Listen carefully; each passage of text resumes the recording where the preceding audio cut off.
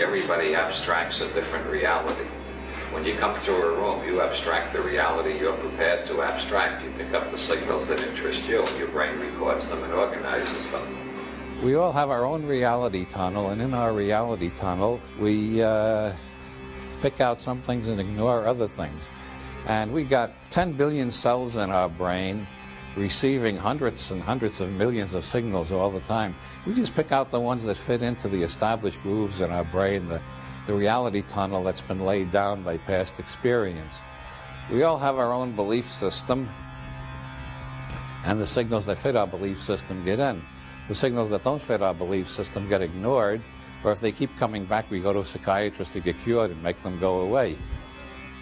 Once you get used to thinking in terms of the tuned in and the not tuned in, then all the problems in philosophy about being and non-being and so on seem absolutely nonsensical. We don't know what is or what isn't. All we know is what we tuned in and what we didn't tune in. If you keep track of what you tuned in, you know, that's what you can talk about meaningfully. What you didn't tune in, you can only make guesses about, or noises, or garbles, or frantic hand gestures, but you can't really know anything about them. You only know what you've tuned in. Now, what you haven't tuned in is not necessarily non-existent. It's just not tuned in. So that takes care of the whole problem of being and non-being, which Western philosophers have been debating for the last 2,500 years. You don't know anything about being or non-being. All you know is what you tuned in.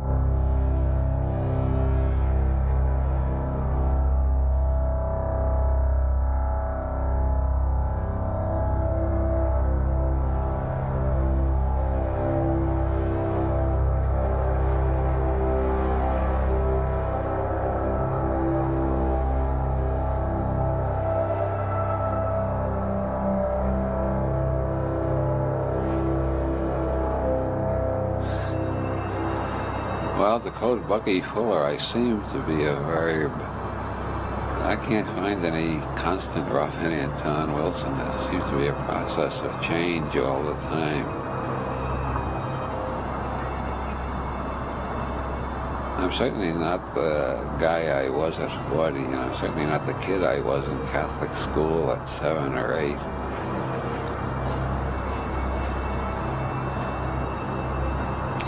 I started out in a little tiny Irish Catholic ghetto in Brooklyn or Long Island, I'm not sure which. And somehow I have traveled from Maui in the east to Berlin in the west, which is half of the time zones on the planet. And I feel like as I've expanded my travel in space, I've expanded my travel through the world of ideas also. I can't believe I started out a good Catholic school boy.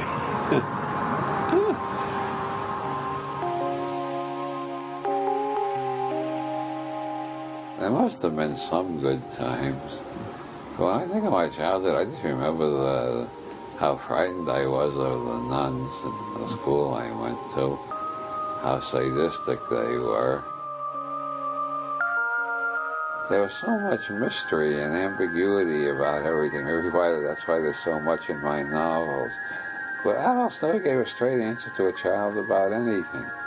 Everything was lies, hypocrisy, evasions. I knew there was something going on they were hiding from me, and it used to scare me. I wasn't quite sure what it was. It might have something to do with the Wolfman or the Frankenstein monster. I didn't know what the hell it was. And I didn't trust them at all. At one point, sometime around 7 or 8, they admitted there was no Santa Claus. And as soon as I recovered from the shock, my next thought is, when are they going to admit there's no God? They never did. And I went back to believing in God under the hammering and pounding of the nuns up until I was about 13, I guess. I was a very obedient child. Everybody agrees to that. Everybody I can remember from my childhood. I started rebelling in my teens, and I'm rebelling more every year. I remember how old I was, 14, 15. Another unbeliever in myself at Brooklyn Tech got into an argument with a student who was still a Catholic. He said, if you really believe what you say, you would have the courage to ask God to strike you dead right now to prove that you believe he doesn't exist. And I got scared for a minute, then I went ahead and did it, and nothing happened, and I felt totally liberated. Fuck you, you're not there after all. That was a great moment of liberation, which I hardly ever recalled until tonight. My God, that was a very important turning point in my life. Here's to the good nuns for telling me what books not to read.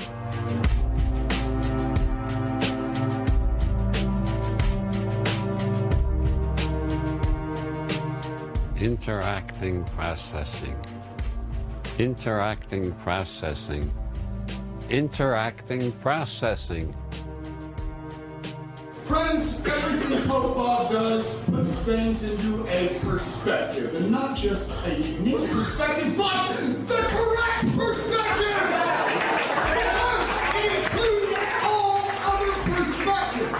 And so, my friends, I'm very happy and proud to present the Carl Sagan of religion, the Jerry Falwell of quantum physics, the Arnold Schwarzenegger of feminism, the Helen Keller of art and music, the Nelson Mandela of white supremacists, the James Joyce of swing set assembly manuals,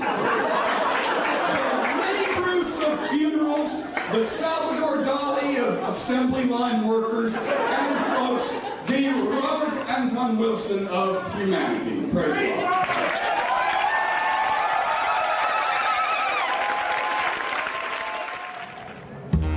Spectacles, testicles, brandy, cigars. You're all popes. You're all absolutely infallible. I have the authority to appoint anybody a Discordian Pope because I'm a Discordian Pope. The first rule after you become a Discordian Pope is to excommunicate every Discordian Pope you meet. This is based on the basic Discordian principle: we Discordians must stick apart. Discordians don't have dogmas, which are absolute beliefs. We have katmas, which are relative meta-beliefs. And the central Discordian katma is, as I said before, any affirmation is true in some sense, false in some sense, meaningless in some sense, true and false in some sense, true and meaningless in some sense, false and meaningless in some sense, and true and false and meaningless in some sense. And if you repeat this 666 times, you will achieve supreme enlightenment in some sense. There are approximately 12 million Discordian popes now. Originally, Malaclips the Younger, the founder of Discordianism, had cards printed, and he'd just hand them out to everybody he met, making them popes. And then I printed the Pope card in the Illuminatus trilogy. But then I was living in Ireland, and the Pope came to Phoenix Park and announced, the guy who thinks he's the only Pope, he announced that bishops could give indulgences over television, which was a new thing in Catholic doctrine. And I got the idea, well, if they can do indulgences on television, I can do pontifications. And so instead of giving out cards, every time I got on radio or television, I made the whole audience popes. Eventually, we'll make every man, woman, and child on this planet a pope. Most religious people take themselves too damn seriously, which is why they act like such damn fools. I'm using the word damn deliberately for the paradoxical effect. Like, I'm also a Buddhist, a Taoist, and a Confucian, as well as a Discordian, a subgenius, and a witch. I will officially announce that everybody in this room is now a Discordian Pope, just like me.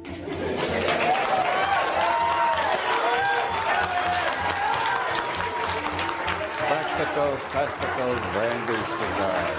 Spectacles, testicles, brandy, cigars. You are all absolutely infallible and don't take crap from anybody. Okay, here we are. Well, I'm an ordained pope of the Church of the Subgenius, which means I'm absolutely infallible, so don't dare contradict anything I say.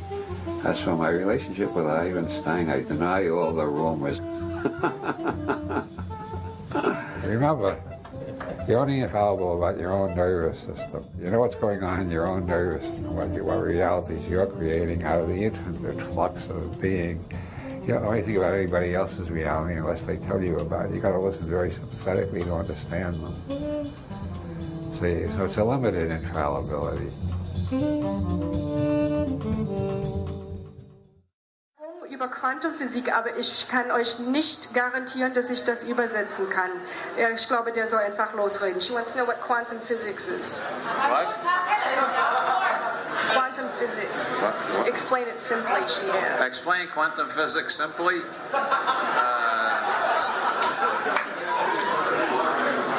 When I moved from Los Angeles, I moved into what I thought was Santa Cruz. Then we had something stolen from our car, and we called the police, and it turned out we didn't live in Santa Cruz. We lived in a town called Capitola. The post office thought we lived in Santa Cruz, but the police thought we lived in Capitola. I started investigating this, and a reporter on the local newspaper told me we didn't live in either Santa Cruz or Capitola. We lived in an unincorporated area called Live Oak. Now, quantum mechanics is just like that, except that in the case of Santa Cruz, Capitola, and Live Oak, we don't get too confused because we remember we invented the lines on the map. But quantum physics seems confusing because a lot of people think we didn't invent the lines, so it seems hard to understand how a particle can be in three places at the same time without being anywhere at all. But when you remember that we invented all the boundaries, borders, and lines just like the Berlin Wall, then quantum mechanics is no more mysterious than the fact that I live in three places at the same time. No Chinese raised on I Ching has ever found quantum mechanics puzzling. It's only puzzling to people raised on Aristotelian logic, where things are either A or not A. In the I Ching, things are A and not A at the same time. With quantum mechanics, you can prove that light is made out of particles experimentally. You can build up a whole mathematical theory of light traveling in little particles called photons, and you can do experiments, and the experiments will give you a pattern showing that light is traveling like particles. We've also got a whole mathematical theory built up showing that light travels as waves.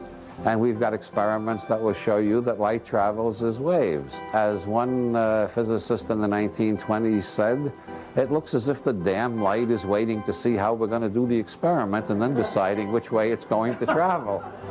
Schrödinger said, I wish I never got mixed up with this verdammte quantum springerei, this goddamn quantum jumping. The modified Copenhagen view is light is neither waves nor particles until we look, and then it adjusts itself depending on what we're looking at it with. An electron is not anywhere until we look. And when we look, the electron decides to be somewhere as long as we're looking. As soon as we stop looking, the electron is everywhere again. Every model we make tells us how our mind works, as much as it tells us about the universe. These are just human symbolic games. Mm-hmm. The universe itself is bigger than any of our models. According to Zen Buddhism and most forms of Buddhism and quantum mechanics, any description of the universe which leaves you out is inaccurate, because any description of the universe is a description of the instrument that you use to take your reading of the universe. And if the only instrument you use was your own nervous system, you got to include your own nervous system in your description of the universe. So, ergo, any model we make does not describe the universe. It describes what our brains are capable of saying at this time.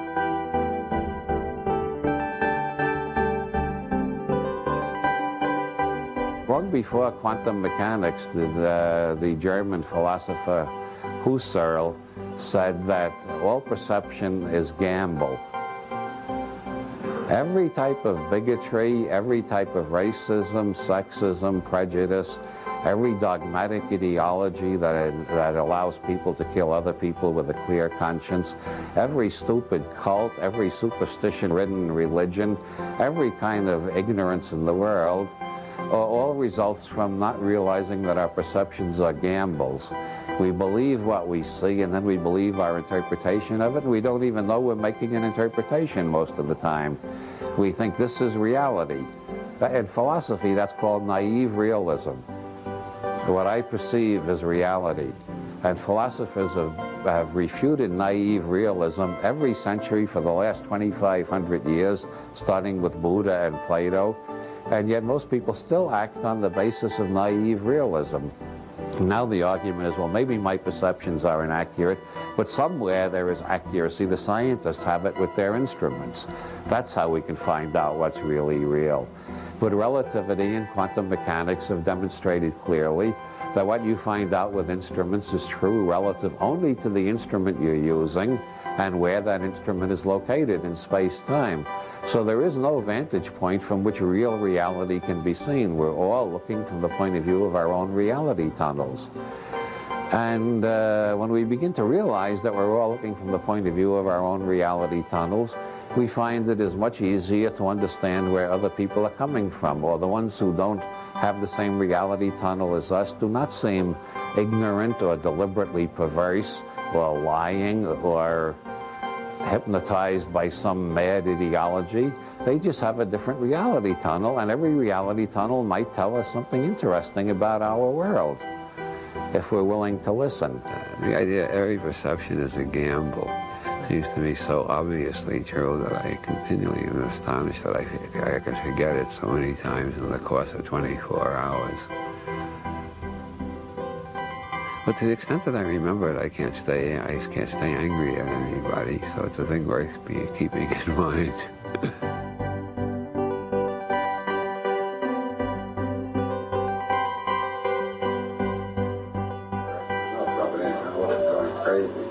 Not just rubbing in, I also experimenting with alternative realities coming out of that whole process at the end of the So when you were younger, now that's you now. Probably about 90% of the time, and that's what's wrong with the plan.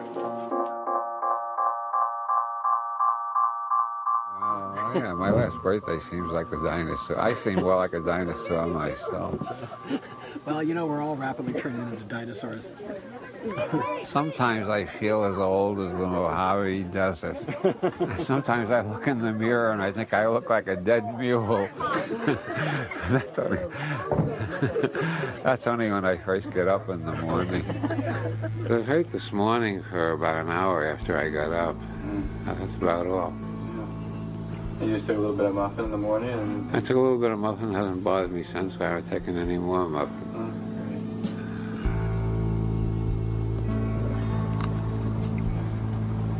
As you may have guessed, I have post-polio sequelae, which is the symptoms that follow polio, sometimes 20 years later, sometimes 40 years later. In my case, it took 60 years before they caught up with me. One of them is a lot of leg problems, which is why I'm in a wheelchair. Another one is that I feel 20 degrees colder than the average person, whatever the temperature is. I had polio at the age of 4. I was cured by the Sister Kenny method at a time when the American Medical Association was announcing her as a quack and a charlatan and a witch doctor. It was about 6 years after I was cured by the Sister Kenny method that the AMA finally admitted the method worked. Now nobody needs it anymore because nobody gets polio anymore. They got the vaccine for it. But I knew all my life I had post-polio syndrome, but it was always mild. I had they call myoclonism, which is spasms in the feet, which can be a damn nuisance when you're trying to sleep at night and the feet start jerking and waking you up. And then I had pains in the legs when I had to stand on long lines. I got to hate airports. I can walk a few steps. As a matter of fact, I can walk more than a few steps, but I'm not going to try it because if I fall down, everybody will be embarrassed and feel sorry for me. But you see, I can walk a few steps, which I couldn't do 2 years ago when the thing was at its worst. Post-polio syndrome really flared up. That will be 2 years ago next month. And boy, there was a week there when I could hardly move. Everything hurt. going to the bathroom was like going to the South Pole with Admiral Byrd. I mean, getting from, oh God, I couldn't move anything without terrible pains. Maybe some of the dead muscles are coming back to life and the cell bodies are putting forth axons and dendrons. That's what's supposed to be happening anyway. Somehow dealing with the post-polio has given me a greater self-esteem, as they say nowadays. I feel, hell, I'm dealing with this very well. I feel pretty good about myself. And I still have time to think about other people, which is very important.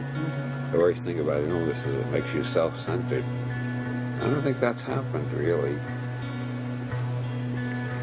So I think you can get a lot out of an illness.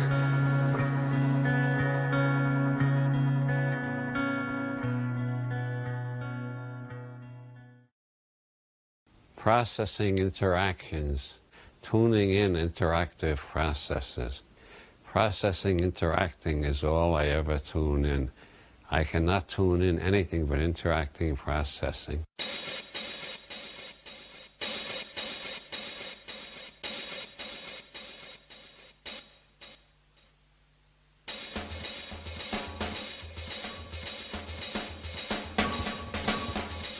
The biggest thing I got from Bob is that all of our reality constructs are models. You know, all of them are approximations, are metaphors, are allegories for what's going on. And that we live in a world where we are all negotiating. We're negotiating on behalf of our stories. All thought is metaphor. The map is not the territory. Every verbal map we make is a metaphor, but existence is not words, it's not mathematical equations. The universe is much bigger and more complicated than any little map we can make of it. The map is not the territory. The words that describe the map are not the territory, even further from the territory. So not only does the map not show all the territory, but the map is a generalization which doesn't fit any particular territory. What I perceive is not what's out there, it's just what I perceive. Blake said in his attack on Newton, the scientist says the sun is a molten rock in the sky. Can you not see that? Blake says, I cannot see that. I see a choir of angels singing glory, glory, glory to the Lord God omnipotent. And that's Blake's reality. Both realities are equally right depending on where you're at. If you want to do a chemical analysis of the sun, you use the scientific reality. It's not a rock anymore, it's a nuclear furnace. But you use the latest scientific reality. But subjectively, I understand how Blake felt when he saw the sun as a bunch of angels singing glory, glory, glory to the Lord God. I've seen trees doing that. That's a very valuable reality tunnel to be in. One doesn't contradict the other.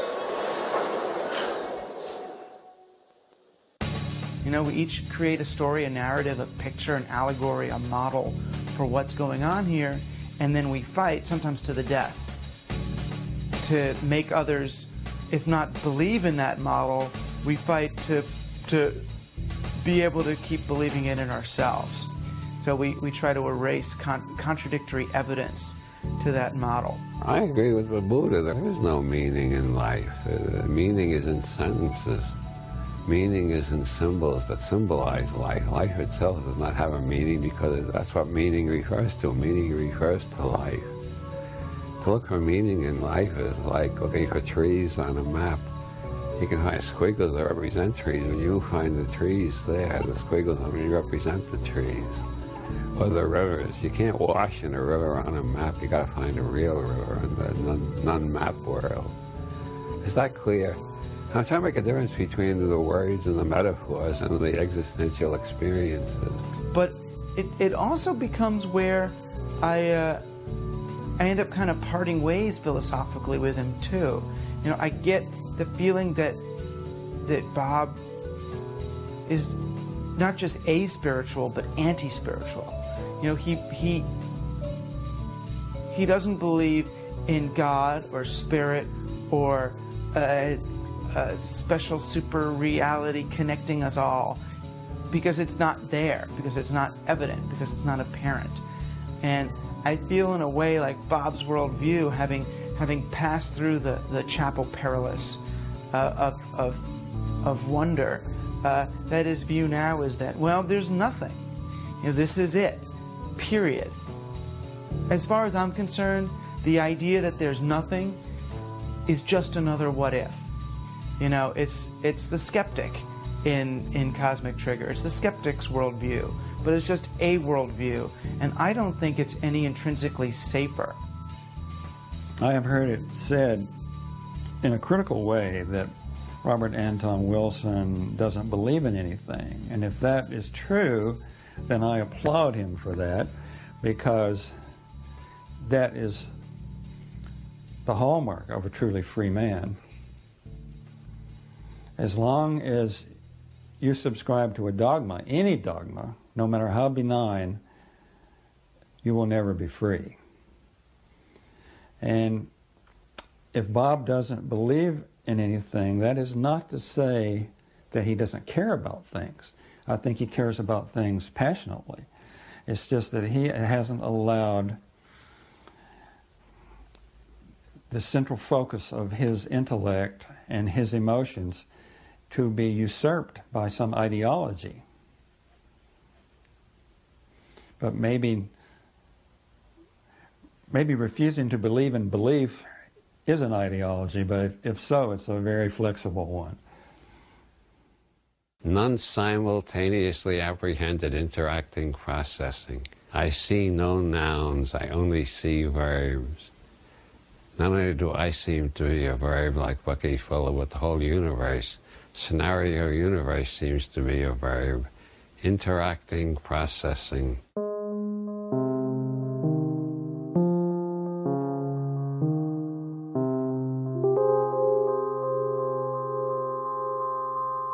He does not seem to be stricken by polio. You know, it seems to be that that's a happenstance, something that's occurring with the body. But it hasn't dampened his really remarkable spirit. His body, you know, his body's failing. Post-polio is a dramatic and you know, brutal opponent at times. But I believe that he is always looking for a new discovery, and in that, whether it's trying to take fewer steps because his polio won't allow him to walk, and yet, you know, how he greets that is still with that same wonder. It's an experiment. One of the greatest relief I get from pain is from marijuana brownies made by Women's Collective, people with muscular dystrophy, post-polio syndrome, AIDS, cancer, and a few other problems that are very clearly and obviously helped by marijuana brownies. And when this federal government announces that they've canceled the 10th Amendment and the states have no right to legalize anything that the federal government is against, I am naturally furious. They're threatening me with a life of steady pain until I die. That's what they're threatening me with. Of course I'm pissed off at them. And it's not just for my own sake, but it's for the sake of all the AIDS patients, all the cancer patients, all the other people for whom life is bearable because they can get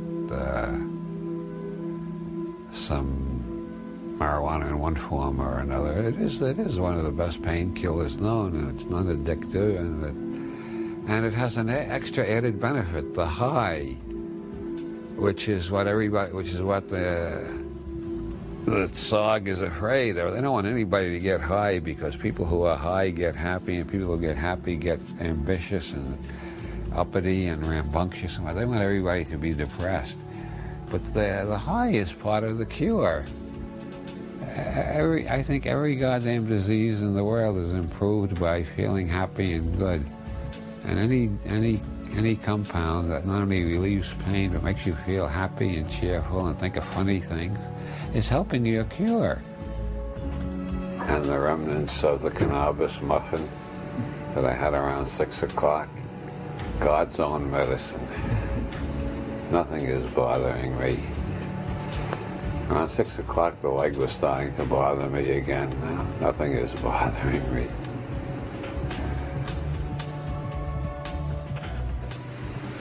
Most of today I spent on the couch. Oh, yeah? Listening to the Atmospheres channel. That's New Age music. I don't know why. Sometimes I listen to light classical. But today I was in the mood for Atmospheres. I was doing visualizations. Oh, yeah? Yeah, I was trying to, as the music was following the rhythm of the music, I had lights flowing up through my body, trying to cure the pain in the leg. Between that and the muffins, I finally got rid of the pain, but it took a long time. Sometimes it's quicker than others. I think pain is a mistake. If I had been around at the creation, I would have had a lot of helpful suggestions, as Mencken said. And I would have said, we don't need pain. Just put a little neon light on there. I had the lights up and said, see a doctor. And their friend said, hey, your sign is on, go see a doctor. You don't need pain to tell you. I know, seriously, what I'm getting at is I think pain can be abolished. I don't see any reason why all forms of pain can't be abolished with the proper drugs. And I think the government's attempt to control drug research out of fear that people may feel too good is the last dying gasp of the dinosaur age. I think we are governed by Tyrannosaurus Rex and velociraptors and types like that. I really think the abolition of pain is the noblest goal we can aim for. Also clean water for everybody and enough food. I think these are quite attainable goals. If society was saying these would be our goals. Spread clean water, adequate food, and the absence of pain all over the planet. Who would want to become a terrorist? What would they be angry about? What would they be mad enough about to start throwing bombs at somebody else?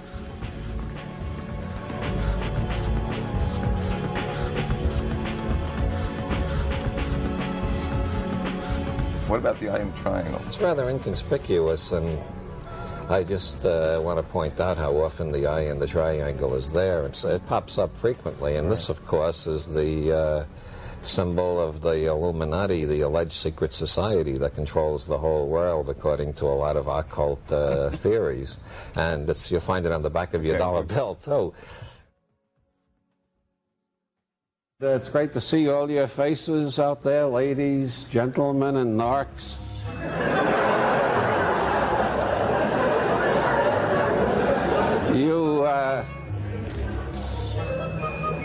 Everybody look around and see if you can spot the narcs. They're the ones who look like hippies.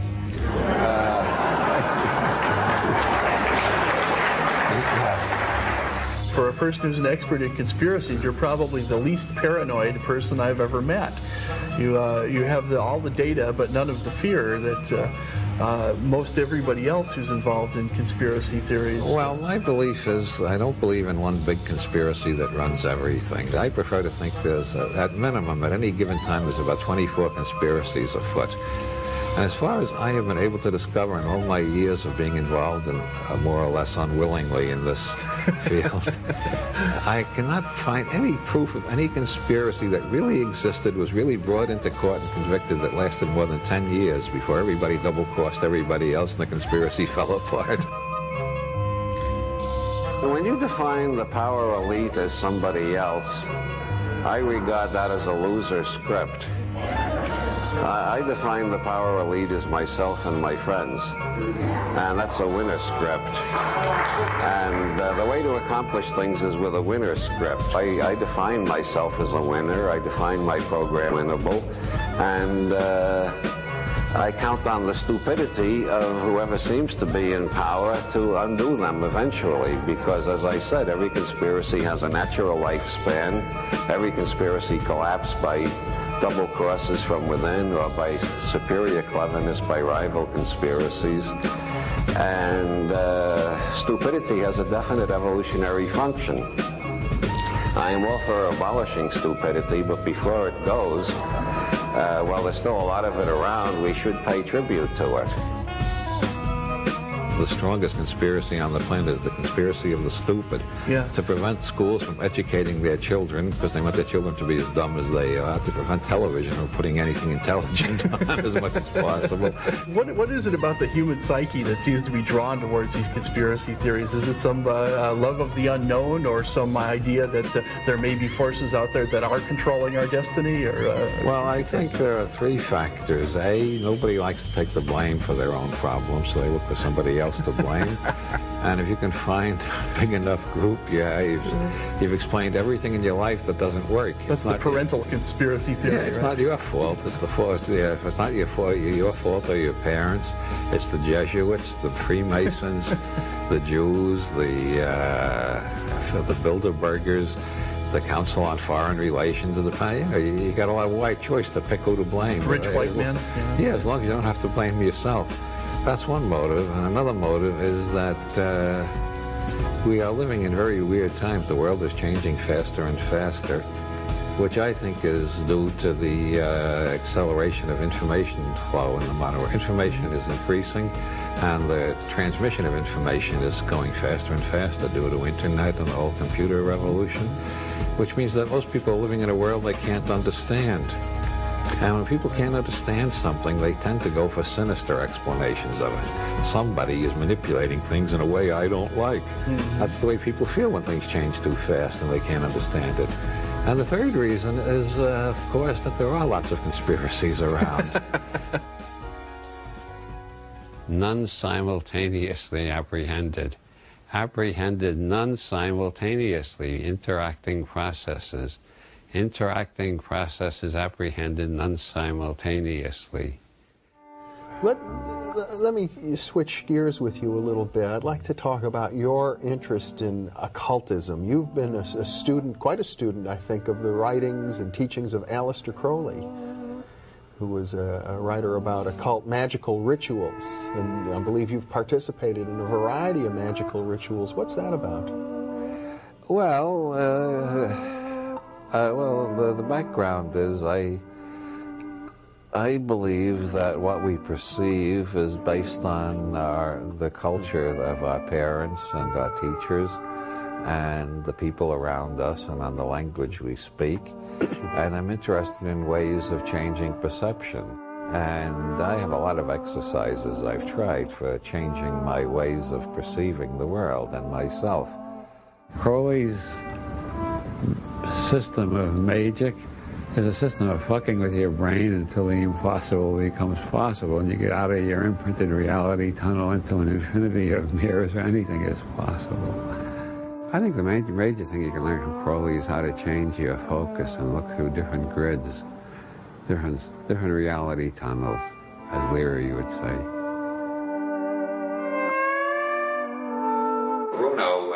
Represents the point in our culture where science and mysticism were allied. They were both attempts to find out what the hell is going on in this universe by experimental method and by trust in the ability of the individual to figure out what the hell is going on just through the method of experiment.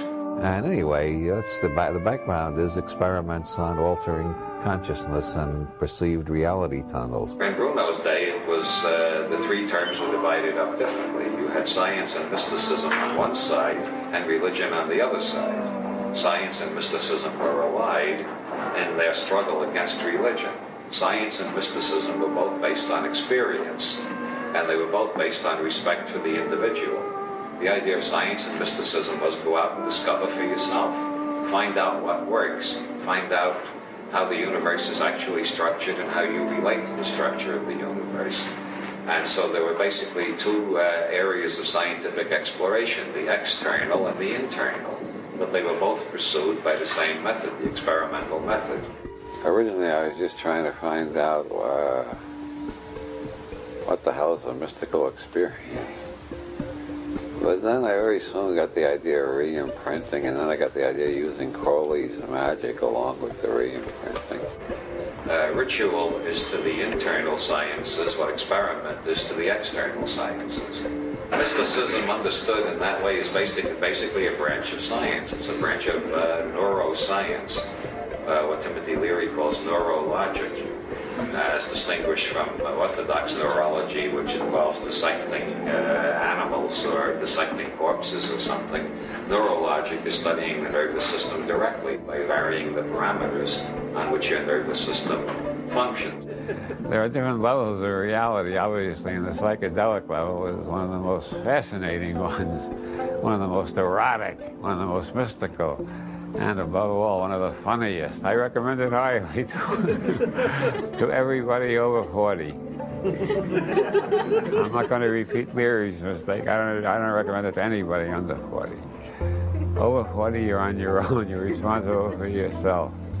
Don't blame me for it.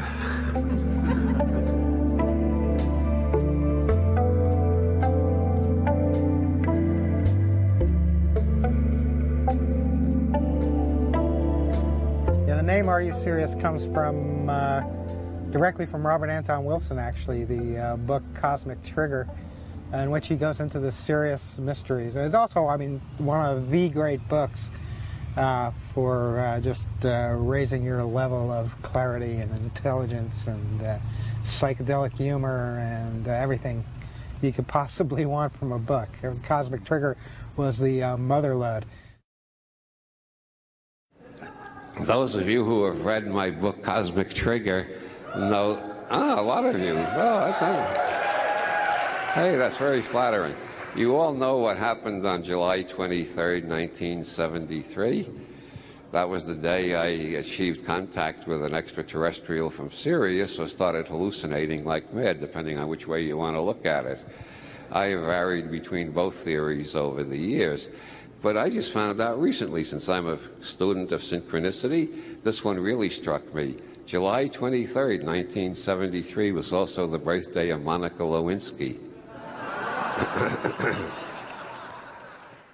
Around 1973, I became convinced for a while that I was receiving messages from outer space. But then a psychic reader told me I was actually channeling an ancient Chinese philosopher. And another psychic reader told me I was channeling a medieval Irish bard. And at that time, I started reading neurology, and I decided it was just my right brain talking to my left brain. And then I went to Ireland, and I found out it was actually a 6-foot-tall white rabbit. They call it the puka, and the Irish know all about it.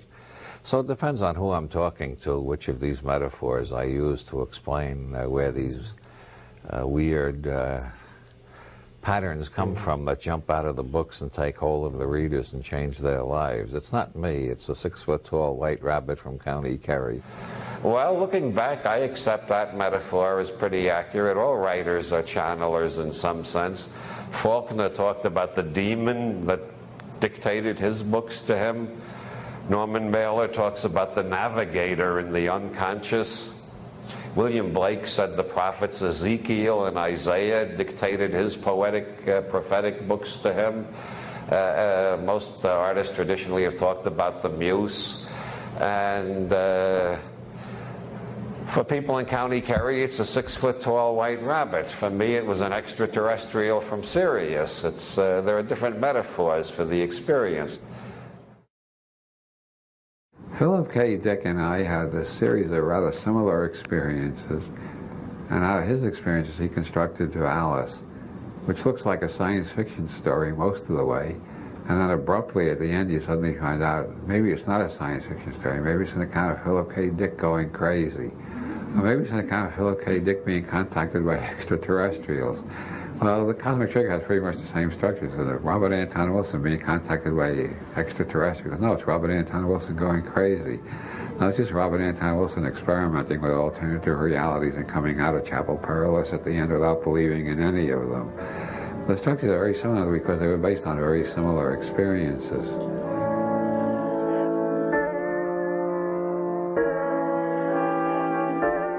I woke up after doing a ritual to the Holy Guardian Angel. I woke up with this vivid memory of this guy with a long white beard, long white beard, like Mr. Natural. As an old white man, looking rather like Jehovah in the illustrated Bible, writing on a blackboard things about time that I was supposed to memorize.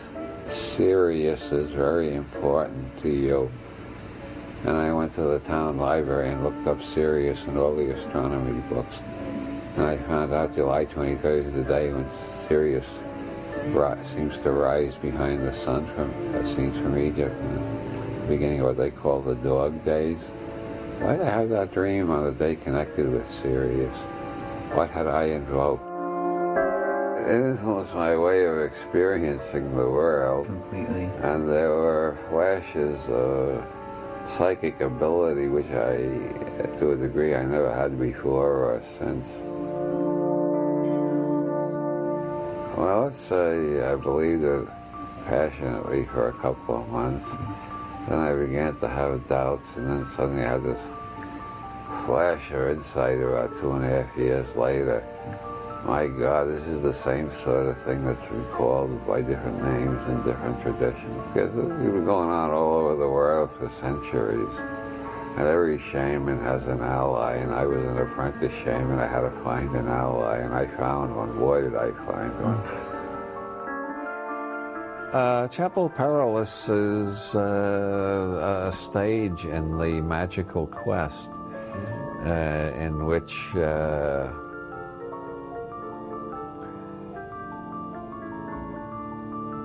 maps turn out to be totally inadequate for the territory, and you are completely lost. And at that point, you get an ally who helps you find your way back to something you can understand. Mm-hmm. And then after that, you've got for the rest of your life, you got this question, was that ally a supernatural helper, or was it just part of my own mind trying to save me from going totally bonkers with this stuff? And the people I know who've had that kind of experience, very few of them have ever come to an absolutely certain conclusion about that.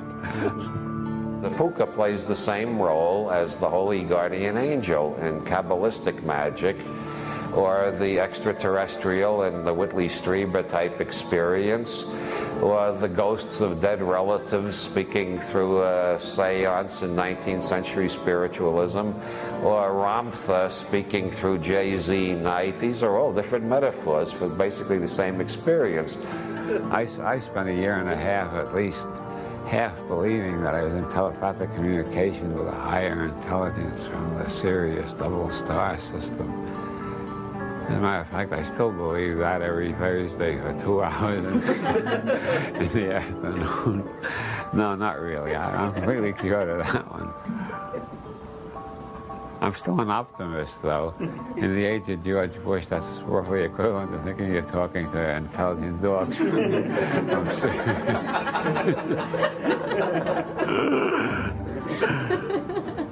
Of course, there was no confusion in 1973 about giant rabbits and extraterrestrials, but that was only temporary. You might say it hasn't ended yet. I'm still trying to figure out what the hell is going on. I like the giant rabbit from County Kerry because there's no chance anybody will take that literally. Anything else I say they might take literally. What about yourself? That's another reason I like the giant rabbit from County Kerry. I'm not going to take him literally. Well, not too literally. Sorry about that, Harvey.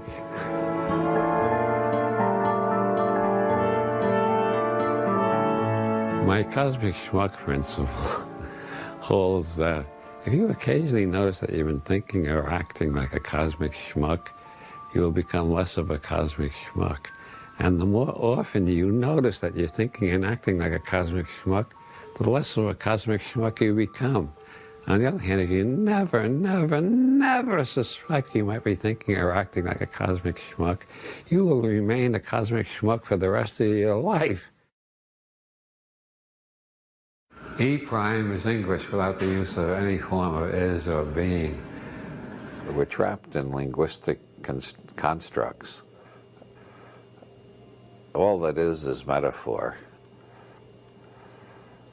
I believe somebody said that before me. I've decided we can't get beyond words. What we got to do is get more cynical about our words. You'll find that by dispensing with is and trying to reformulate without is, You just naturally fall into the kind of expression which is considered acceptable in modern science. Also, it's the type of consciousness that Zen Buddhism tries to induce. Using E prime, you will understand modern science and Zen Buddhism both a lot better than you've ever understood them before. Martin Gardner has written a long essay proving that to think like this will destroy your mind. I think it adds tremendously to clarity. I am removing the is from my writing more and more. Removing it from your speech is even harder. Instead of thinking the grass is green, to think the grass appears green to me.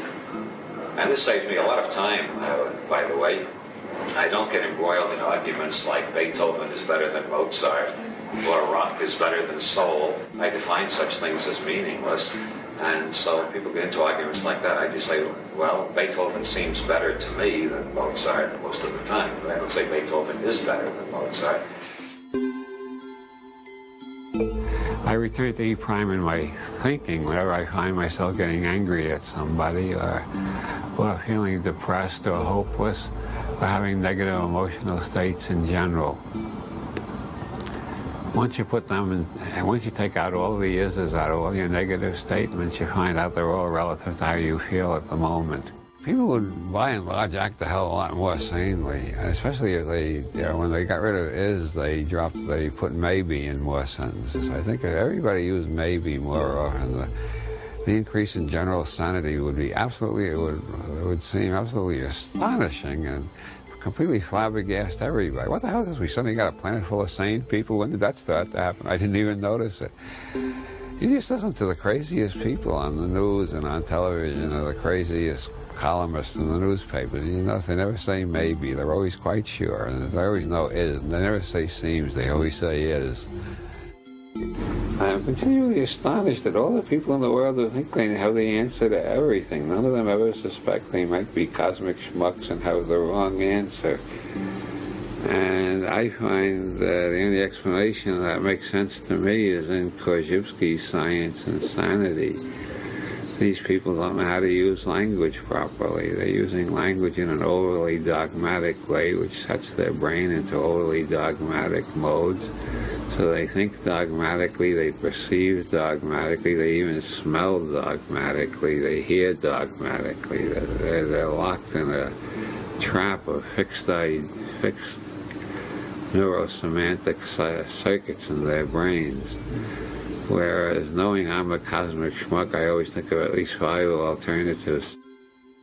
People start arguing about words, they're mostly arguing about whether the words that they apply to the objects they have created out of the infinity of possible objects that could be put together. They've picked up a few of them, then they put words on them, then they quarrel about the words.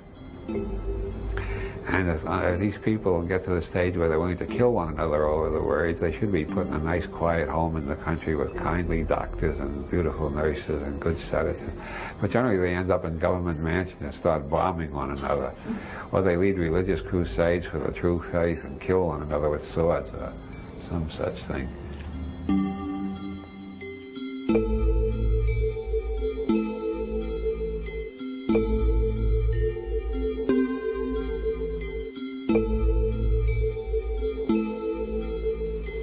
I think Pope Bob might have a consistent message in his work.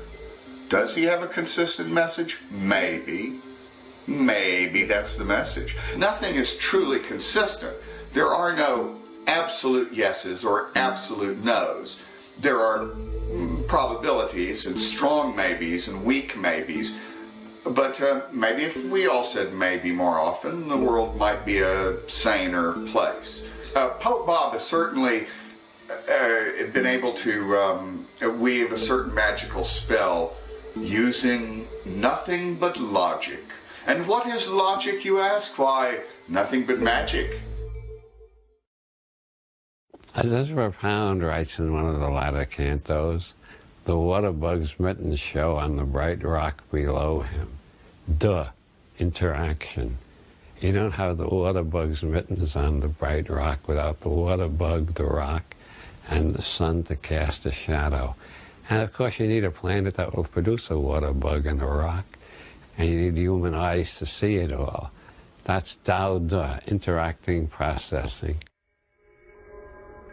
One of the introductory koans in Zen Buddhism.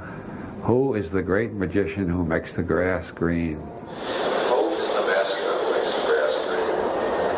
Who creates every reality we experience? The word yoga means union. Yoga comes from the same root as the English yoke, two things hitched together. And you need a human brain. Dogs see grass differently. After all, you need a human brain and you need the grass hitched together to make the yoga, which we call the greenness of the grass. Now, everybody thinks it's very hard to be a mystic. You got to go through a hell of a lot of effort to realize your union with everything. But actually, you're experiencing your union with everything all the time. Otherwise, you wouldn't be experiencing anything. You make the grass green. You make your highs and you make your lows. But you don't do it alone. You're making it out of your union with the universe. And so everything is a coincidence of contraries. It's a coincidence of you being there and the universe being there. And everything is one at the same time, because there's no green without the grass and there's no green without you. So the greenness is a transaction that ties you and the grass together.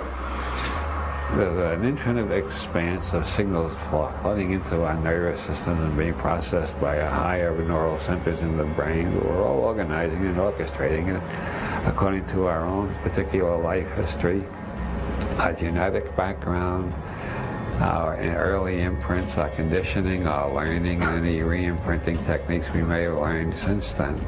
So we're all living in different worlds. It's astonishing that we can communicate it all. But you are the co-creator of all of the sights you see, the sounds you hear, and your general impression of the universe. Our experience is generated by us. We're not generating it out of nothing. We are generating it. We are creating the reality tunnel we're experiencing from moment to moment. So there's a total unity between you and the universe, whether you're aware of it or not. The universe you live in is your creation. But you're not doing it consciously. When you have seen the one who makes the grass green, it's like meeting your own father in a crowd. You'll have no doubt whatsoever.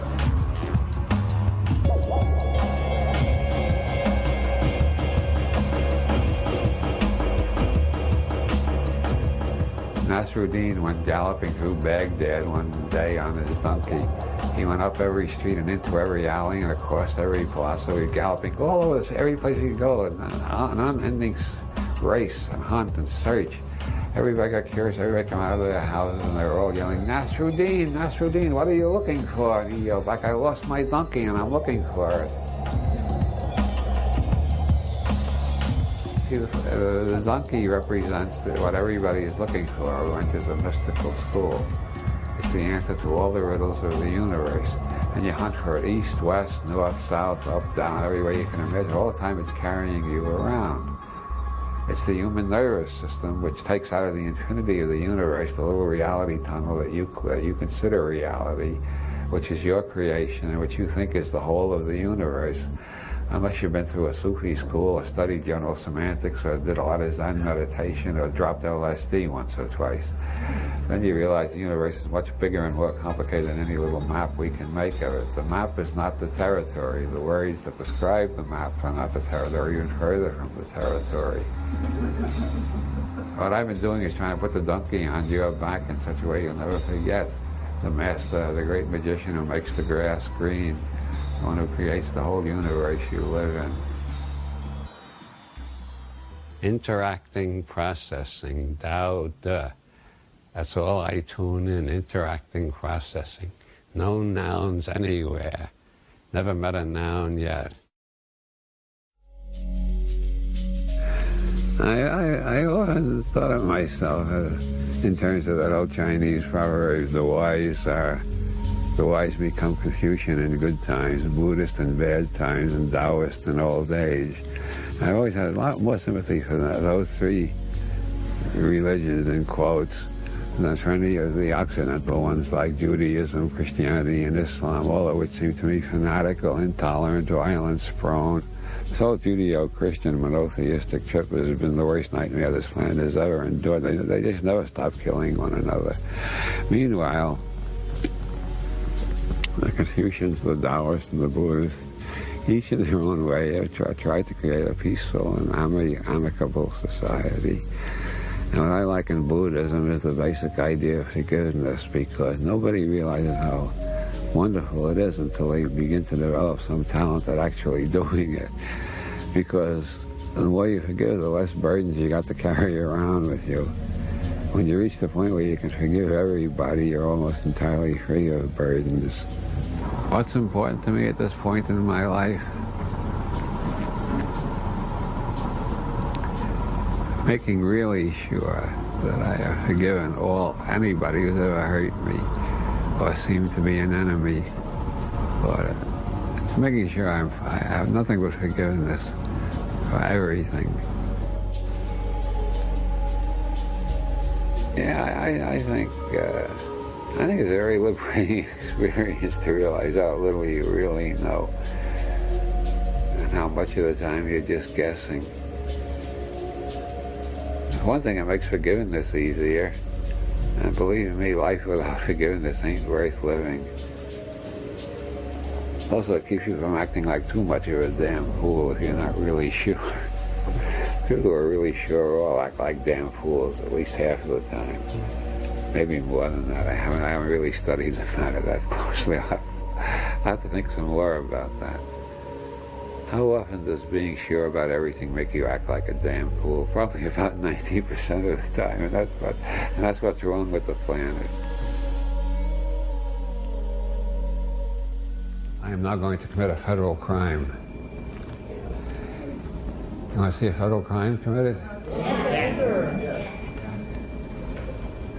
This is a pain pill provided by the Women's Alliance for Medical Marijuana. Keeps my legs from hurting me too much.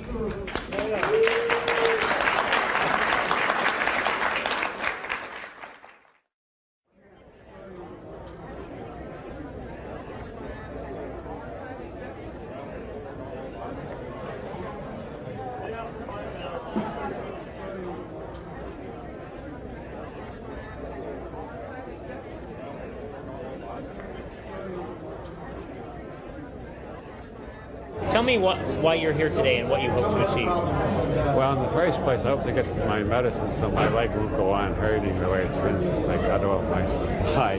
That is the most important, immediate, existential fact. I am in pain. I want medicine. The second reason I'm here is I happen to believe in states' rights. I believe in the 10th Amendment, which most people have never heard of. If you look in the back of your dictionary, you find a document called the U.S. Constitution. It has nothing to do with the way this government is operating under George Bush, but the way it's supposed to operate. And the 10th Amendment says all powers not delegated to the federal government are reserved to the states respectively or to the people.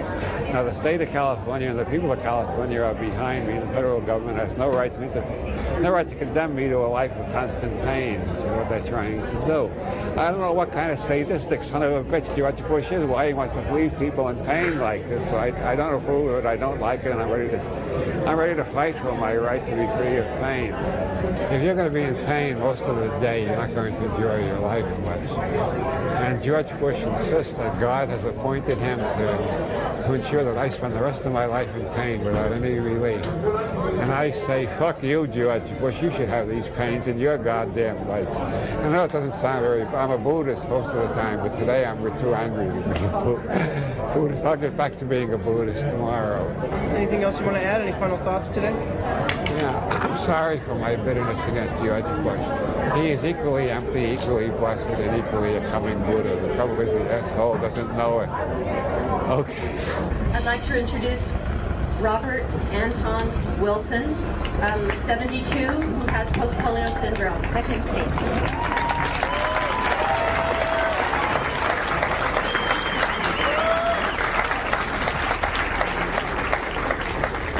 I am indeed Robert Anton Wilson, and I do indeed have post-polio syndrome, but I am not 72, I am only 70.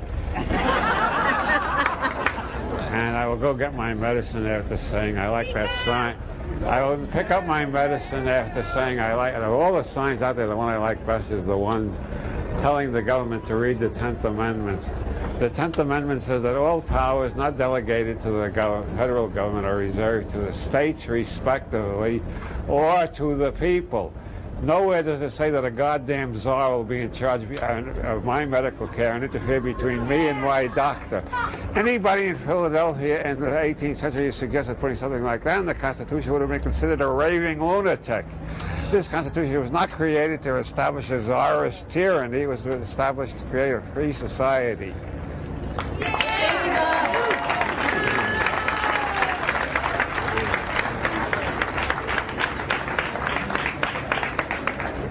I'd like to introduce Wayne Meyer.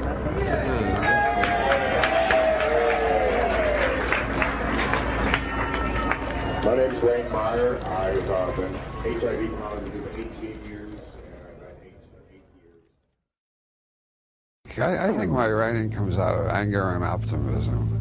Anger at the stupid, maniacal, or corrupt crowd that's running the world at present, and optimistic about the opportunities that are so real. This, as I say, is the result of my outrage, my horror, my grief, and my anger at the way the world has been going lately, and my continued optimism that maybe enough people can wake up on time to change the direction we're going in. So I got both optimism and anger, which I think is a good mixture. It keeps me busy anyway. I have a lot of hope. I may be the last optimist left on the planet for all I know. But at the same time, I see really terrible problems and injustices and violence all over the place. I just think we're heading for a point at which that will no longer be viable. Somehow we're going to have to find a more decent form of society if we're going to survive at all. You can only write about what has impinged upon your nervous system strongly enough to leave a powerful imprint. And when I was 12 years old, they opened the Nazi annihilation camps. I think that's a very vulnerable age for imprints. I grew up feeling I was living in a race of monsters. And I've lived all through the Cold War, the Vietnam War, and a lot of other tragedies, personal and otherwise. And I can't write fiction without violence in it, because violence is so much part of the world I've lived in. It's obvious they're getting closer and closer to the edge where they can cure anything. Meanwhile, the world is moving closer and closer to the edge where they can kill us all. It's very interesting. Science is going in one direction and the politics is going in the other. I'm still an optimist. I think eventually people give up doing stupid things. It's like walking into a wall over and over. Eventually you start looking for the door and you do something intelligent. The human race has to do something intelligent in the next 10 to 20 years, and it just can't go on screwing up everything. We're living among infinite possibilities, and the prevalent philosophies of postmodernist pessimism that come out of the universities are really a major tragedy. The opportunities for progress and change of a positive nature are absolutely tremendous. And anybody who tells you that we're running out of resources, we're in a terrible mess, they're idiots. We can't run out of resources. Resources exist when the human mind sees how to use something. To say we're running out of resources is like saying we're running out of brain cells. I don't know why so many people spend so much time in a pessimistic reality tunnel. It's a miserable place to live. But some people feel if they leave it, they feel guilty. If you're not in a pessimistic tunnel, you're not responsible. But once I get out of it, I never wanted to go back into it again. As far as I know, I'm the only survivor of the 60s who was just as angry and just as optimistic as I was then. Besides, until I die, I might as well be optimistic. Every day you got choices to make, and the more optimistic you feel, the more likely you are to make charitable and kindly choices rather than angry and bitter ones. If you want to be the most depressed person in the world, get up every morning, remind yourself George Bush is still in the White House, and then listen to CNN for a while, where you'll find out that American bombers are pounding another part of Afghanistan. But if you think about George Bush and other gloomy things every day, eventually you get pessimistic enough that eventually you'll take an overdose of the sedatives your doctor gave you to control your depression. Then you'll be out of it. The main rule is do it every day. Want to become a concert pianist? Do it every day. Want to be a writer? Do it every day. Want to become depressed? Think of depressing thoughts every day. Want to become an optimist? Think of cheerful thoughts every day. Do it every day. I think over the course of my life, I have evolved from a basically rational person to a basically intuitive person without completely losing my reason, I hope. And intuitive people do tend to live in the future. I don't believe in golden ages. I don't believe in the past. But I think a golden age is possible in the future, and why not try for it?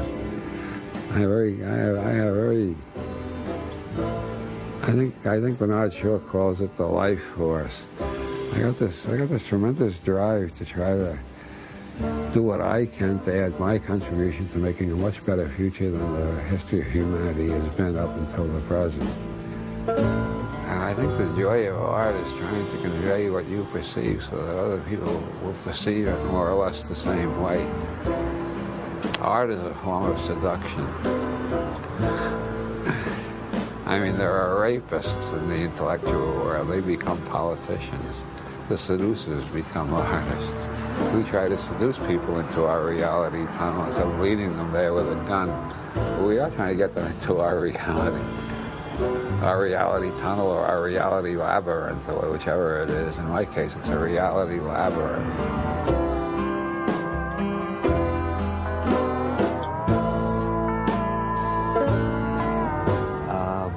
Bob is a wise man, and that's the way he is in person, and that's the way he is in his writings, and that's the way he is on stage.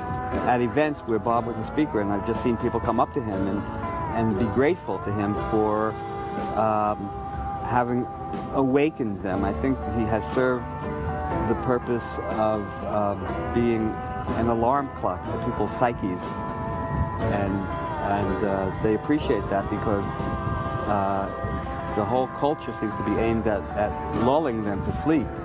And so a human alarm clock is a very welcome sound and sight.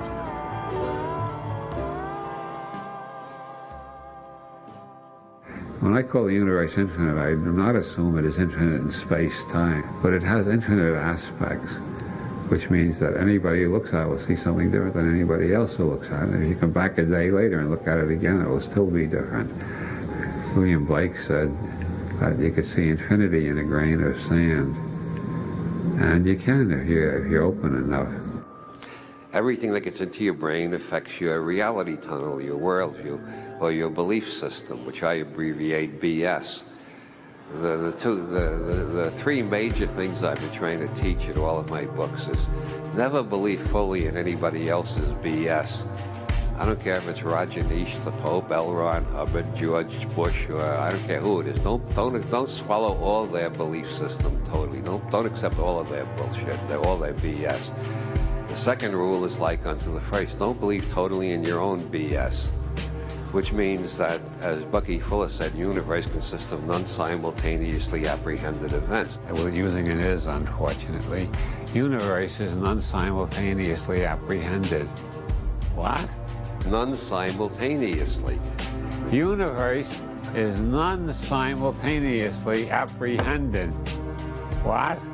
The universe consists of non-simultaneously apprehended events, which means any belief system or reality tunnel you've got right now is going to have to be revised and updated as you continue to apprehend new events later in time, not simultaneously. You can't apprehend, you can't comprehend, you can't perceive, you can't understand the whole universe at once. That requires some thought and some repetition. The universe is non-simultaneously apprehended.